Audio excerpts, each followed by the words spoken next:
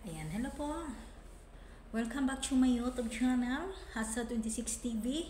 Ngayon po ay mayroon po tayong panibago pong reaction video na pag-uusapan. Ayan, mega love shoutout po sa lahat ng mga solid Rina. Ayan, kahit saan sulok man po tayo ng mundo, mega love shoutout po sa inyong lahat. Ayan po. At ngayon po, magbigay po tayo ng kunting reaction at opinion po dito, no? Ayan. Dito po sa sinasabi po ng isang isa pong comment sa isang dakilang idol po ng mambubudol, no? Ayan, idol daw po niya ay hindi daw ng budol. Ang po daw, si Ruinim daw po ay doon daw kami magtanong sa pabahay at kailan daw magsisimula, no? At ang sabi niya dito, doon daw magtanong kay Ruinim. 'Di ba?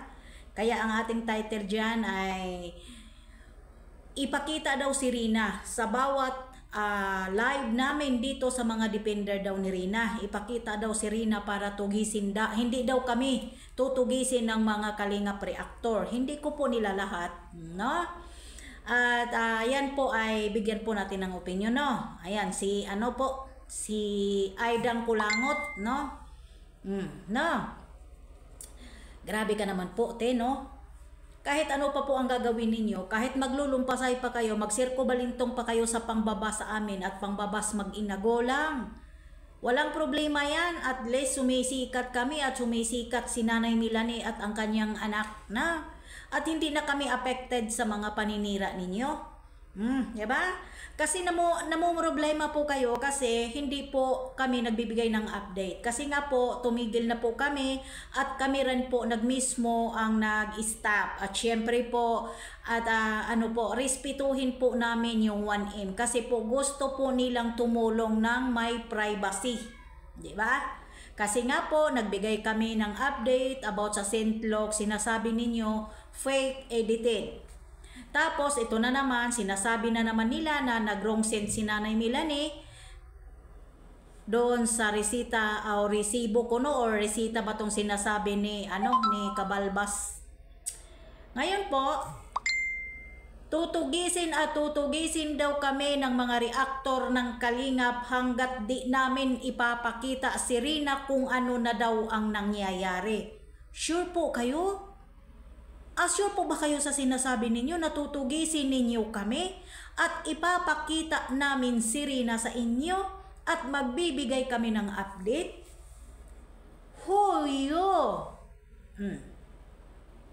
Kayo po ba ay nagbigay ng pagpapagamot ni Rina sa Maynila?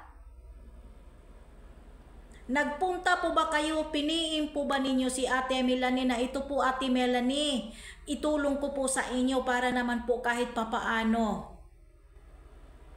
At sino po kayo para bigyan po ng update?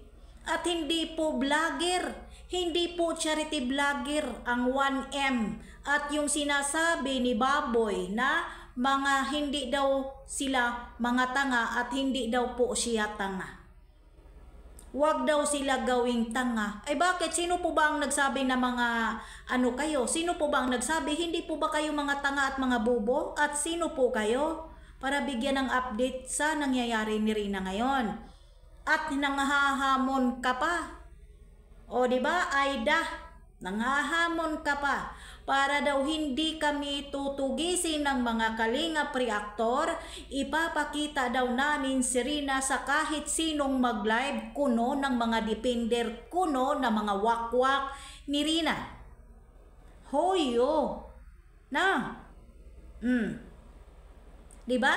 Kahit magsirko-sirko balintong pa kayo dyan. Katulad ng sinasabi ninyo na ididimanda ninyo lahat ng mga nagre-reaction kay Rina at syempre po yung nagtanggol kay Rina at yung mangbubudol pala dyan. Kumusta na?